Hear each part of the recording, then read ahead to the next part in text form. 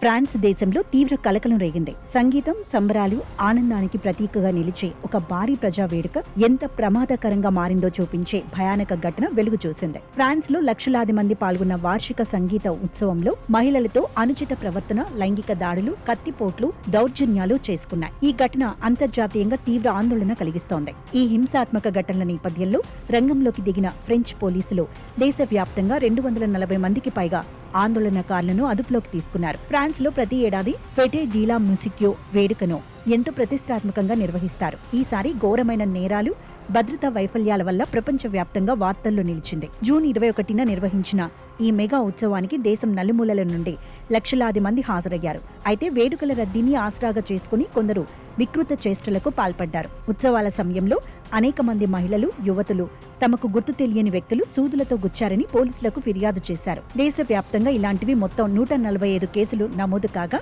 వాటిలో 13 భయంకరమైన ఘటనలు ఒక్క పారిస్ నగరంలోనే చోటు చేసుకున్నాయి. సూదుల దాడులకు గురైన బాధితుల్లో కొందరిని తక్షణమే ఆసుపత్రులకు తరలించారు. ఆ సూదులలో ఏవైనా ప్రమాదకర మత్తు పదార్థాలు లేదా డ్రగ్స్ ఉన్నాయా అనే కోణంలో వైద్యులు టాక్సికాలజీ పరీక్షలు నిర్వహిస్తున్నారు. ఈ దాడుల వెనుక ఒక పెద్ద కుట్రకోణం ఉన్నట్లు పోలీసులు అనుమానిస్తున్నారు. ఎందుకంటే వేడుకలు ప్రారంభం కావడానికి ముందే సోషల్ మీడియా వేదికలపై మహిళలను లక్ష్యంగా చేసుకోవాలంటూ కొన్ని పోస్టులు వైరల్ అయ్యాయి. ఆ హెచ్చరికల తర్వాతే ఈ దాడులు జరగడంతో పోలీసులు సీరియస్ గా దర్యాప్తు చేస్తున్నారు. మరోవైపు ఈ ఉత్సవాల్లో జరిగిన అల్లర్లలో భారీగా ఆస్తి నష్టం సంభవించింది. పలు చోట్ల జరిగిన కత్తిపోట్ల ఘటనలో ఒక 17 ఏళ్ల యువకుడితో పాటు మొత్తం 14 మంది తీవ్రంగా గాయపడ్డారు. అల్లరి మూకలను అదుపు చేయడానికి ప్రయత్నించిన 13 మంది భద్రతా సిబ్బంది కూడా గాయపడటం అక్కడి శాంతి భద్రతల పరిస్థితికి అద్దం పడుతోంది.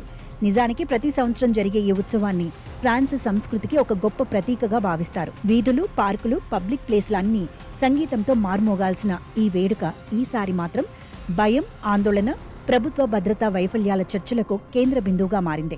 భారీ ప్రజా కార్యక్రమాల్లో మహిళల రక్షణ ఎండమావిగా మారిందని అంతర్జాతీయ విశ్లేషకులు విమర్శిస్తున్నారు. సోషల్ మీడియా ద్వారా వ్యాపిస్తున్న హింసాత్మక పిలుపులను అణిచివేయటంలో, మహిళలకు రక్షణ కల్పించటంలో ఫ్రెంచ్ రాజకీయ శ్రేణులు పూర్తిగా విఫలమయ్యాయని మేధావులు మండిపడుతున్నారు. దేశవ్యాప్తంగా సంచలనం రేపిన ఈ ఘటనలపై ఫ్రాన్స్ ప్రభుత్వం మరింత కఠిన చర్యలు తీసుకోవాల్సిన అవసరం ఎంతైనా ఉంది.